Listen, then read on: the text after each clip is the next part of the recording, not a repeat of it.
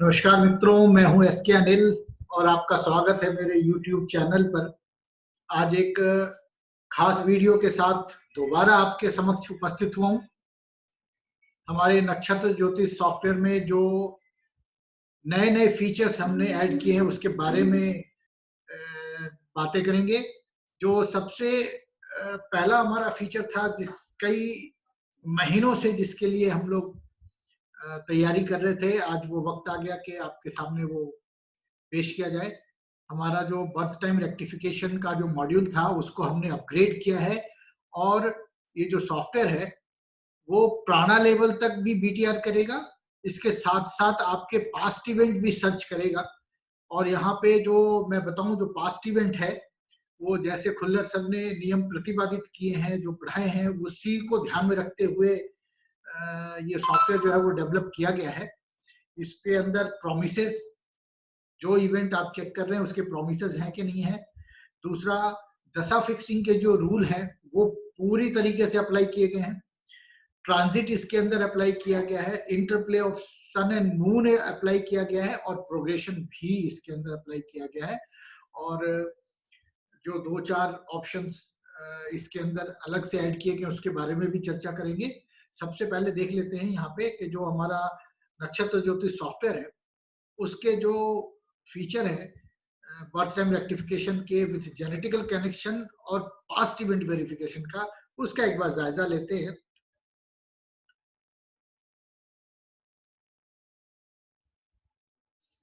ये देखें आप, एक ये वीडियो मैंने कल भी डाली थी इसके इवेंट वेरिफिकेशन के, लेकिन कई कॉल्स आए कि जो स्क्रीन था वो ठीक से दिखाई नहीं दे रहा था। तो ये जो जातक है इसका जो डेट ऑफ बर्थ और टाइम है वो है 28 अक्टूबर 1964 और रेक्टिफाइड टाइम है सुबह के 8:39 34 सेकंड और 55 मिली सेकेंड्स। ये जो बर्थ टाइम रेक्टिफिकेशन है, ये ऑप्शन हम लेते हैं यहाँ पे। आप देख सकते हैं यहाँ पे अप टू प्राणा लेवल तक जो है ना, इसको हमने सेट किया है। इसमें मून का फर्स्ट चाइल्ड के मून स्टार को हमने लिया है राहु, और मेल चाइल्ड है। आप देख सकते हो यहाँ पे जो भी गिवन पैरामीटर्स था वो सब पास हो रहे हैं, ठीक है। और फिर चलते हैं इवेंट वेरिफिकेशन के लिए। इवेंट वेरिफिकेशन में जो इनके फादर की जो डेथ हुई थी उसका जो डिटेल है वो डालते हैं।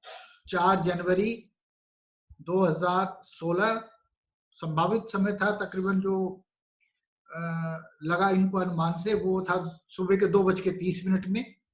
इनकी मदर का जो डेथ है वो है 15 अप्रैल 1998, तकरीबन सुबह के 2:30 का समय, सुबह 6 बजे का समय था,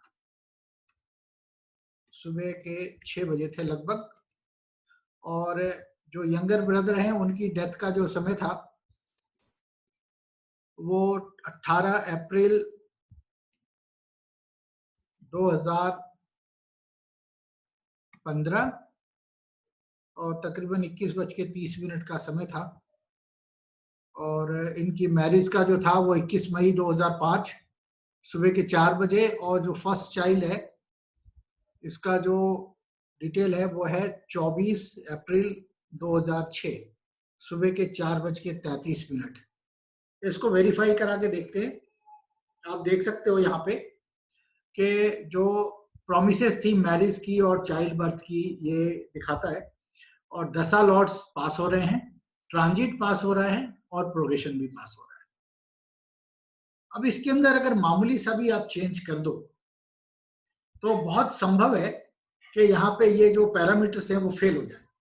इतनी बारीक जो है ना वो इसमें किया गया। तो एक काम करते हैं, इसके अंदर जो डेट और टाइम है इसको थोड़ा सा आगे पीछे कर लेते हैं। जो पैरामीटर्स पे पास तो होगा, लेकिन थोड़ा सा चेंज होने की वजह से, अब जैसे यही टाइम ले लें, इसमें देख लेते हैं क्या पास हो रहा है नहीं हो रहा। वेरिफिकेशन में डालिए, आप देख सकते हो कुछ सेकंड ही परिवर्तन हुआ है, उसमें फादर की डेथ का प्रोग्रेशन जो है वो फेल हो गया। मैरिज का जो यंगर ब्रदर की जो डेथ है उसका प्रोग्रेशन फेल हो गया। मैरिज में आ गया, प्रॉमिस में नो, यानी मैरिज प्रॉमिस में नहीं है, दशा फेल हो गई, और जो फर्स्ट चाइल्ड है वो फेल हो गया। कितना डिफरेंस हुआ आप खुद देख लो। यहाँ पे जो टाइम था वो 8:40 और 2 मिनट 555 सेकंड, जबकि एक्चुअल जो टाइम था, वो जो टाइम दिया गया था वो था 8:39 मिनट 32 सेकंड और 55 मिली सेकंड। दोबारा से इसको ले लीजिए।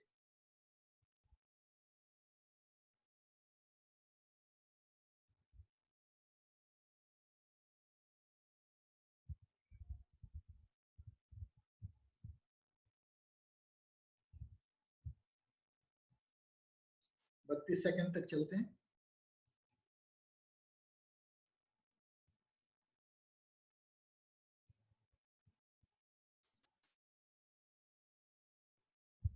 आपको बताऊं, ये जो सॉफ्टवेयर है इसके जब रूल्स ये सब फॉलो किए जा रहे थे, ये जो सारी चीजें हैं ये जब लिए जा रहे थे, तो बड़ा ही एक चैलेंजिंग सा जॉब था हमारे लिए। और बहुत जगह पे जो था ये बार बार जो है वो एरर्स आ रहे थे, यानी कि मैनुअली सेलेक्ट करने पे आपका जो इवेंट है वो पास हो रहा था, लेकिन कंप्यूटराइज्ड अगर हम करना चाह रहे थे वहां पे सारे के सारे फेल हो रहे थे। आप देखें यहाँ पे इवेंट वेरिफिकेशन में सारे पास हो गए वापस, यानी कि जो बर्थ टाइम एक्चुअल है, पैरामीटर्स पे पास हो जाना इस बात की गारंटी नहीं है कि आपका जो बर्थ का जो टाइम है वो एग्जैक्टली वही है जो आपका है। जो हमारे यहाँ तो पर सेकंड चाइल्ड बर्थ का रेशियो है, तो क्या है कि उस टाइम पे जहाँ पे पैरामीटर्स पास दिखा रहा है, बहुत संभावित है कि वो किसी और का हो बर्थ चार्ट उस टाइम पे। लेकिन जब आप पास्ट इवेंट के साथ इसको मिलाते हो तो ये कंफर्म हो जाता है। तो आपने देखा कुछ 1 मिनट और सेकंड्स के हेर फेर से जो है वो आपका सारा गणित बिगड़ता है। इतना अद्भुत ये जो मेथड है कस्पर इंटरलिंक थ्योरी जो खुल्लर सर ने इन्वेंट किया है, और इतना परफेक्ट है, आप इसको जब इस्तेमाल करेंगे आपको पता पड़ेगा। आइए एक दूसरे फीचर के बारे में बात करते हैं।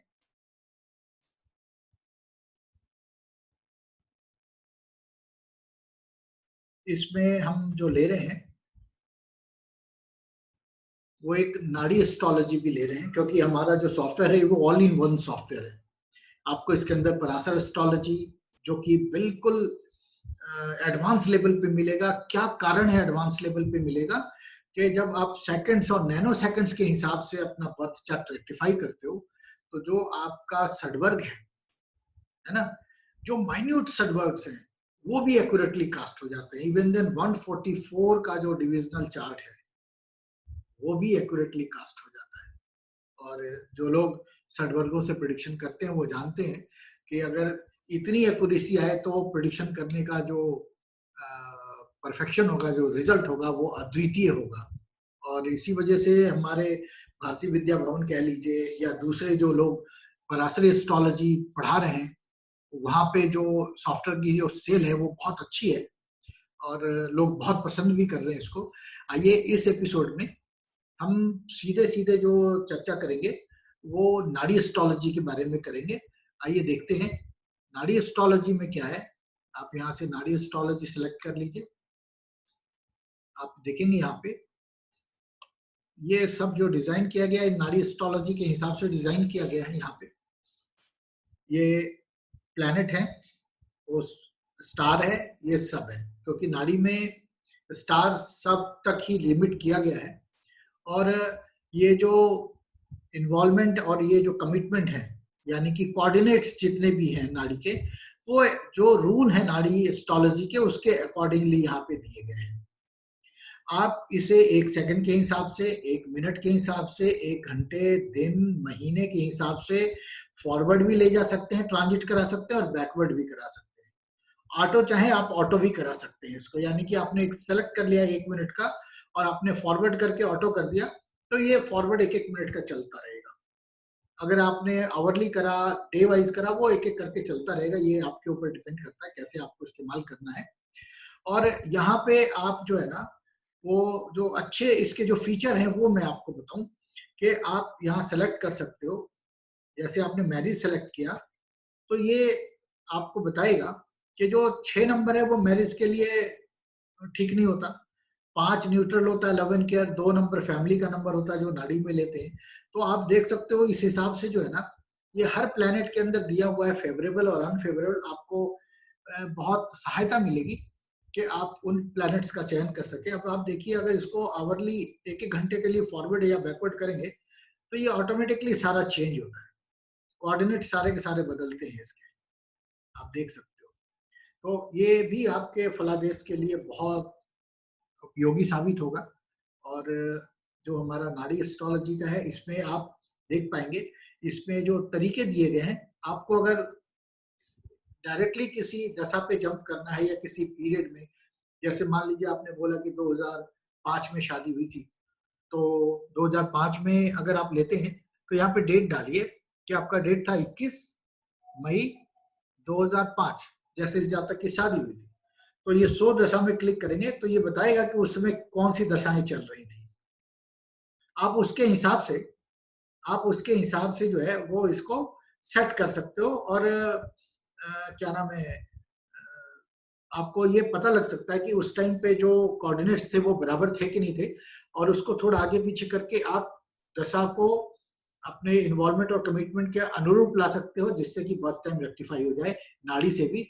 लेकिन अगर आपने कस्पल इंटरलिंक से बर्थ टाइम रेक्टिफाई कर लिया, फिर आपको नाड़ी में करने की आवश्यकता नहीं है, क्योंकि वो परफेक्टली जो है ना, वो आपको टाइमिंग जो है वो बता देगा। यहाँ पे आप चाहे यहाँ पे रूलिंग प्लैनेट की सहायता भी ले सकते हैं। यहाँ पे जब भी आप इसको अपडेट करेंगे, वो तभी तभी जो है ना, वो आपको रूलिंग प्लैनेट जो है ना दिखा देगा। आरपी नाउ करेंगे तो आपने देखा यहाँ बदल गया। तो आप ये सारी की सारी सहूलियत दी गई है। यहीं पे आप लॉन्गिट्यूड लैटिट्यूड आप चेंज कर सकते हो, यहीं पे टाइम भी बदल सकते हो। आपको कहीं और जाने की जरूरत नहीं है, किसी और मेन चार्ट में कह के भाई आपने चेंज करना है। तो ये एक बहुत अच्छा फीचर है। इसके अलावा भी मैं आपको दिखाऊं जो दूसरे फीचर हमने डाले हैं, उसके बारे में एक बार चर्चा कर लेते हैं। देखिए क्या है, ये जो हमारा कस्पल इंटरलिंक का है, इस पे हमने सब लॉट तक भी लिमिट किया हुआ है, इसमें सब लॉट तक लिमिट किया, और प्राणा लॉट तक भी एक्सटेंड किया हुआ है। ये आपके ऊपर डिपेंड करता है कि आप कितने लेवल तक जाकर के प्रेडिक्शन एक्यूरेटली कर सकते हो। छोटे छोटे और भी हैं, हठात कोई प्रश्न पूछे तो आप यहाँ पे काल पुरुष फलादेश पे कर सकते हैं। ये आपको ये ऑल ऑफ सडन जो है वो रिजल्ट भी बताएगा कि आपके पूछे गए प्रश्न का उत्तर क्या है। तो यहाँ पे आपने देखा 7/7 मीन्स थोड़ा सा जो आपका एफर्ट्स है वो ज्यादा होना चाहिए, लेकिन एंड रिजल्ट के अंदर जो है वो 3 और 11 का मतलब आपको सक्सेस जरूर मिलेगी। आप इसी को बार बार चेक कर सकते हो। जैसे आपने दोबारा किया 5 मिनट के बाद, अब ये हार्ड लक हो गया, अनसक्सेसफुल हुआ।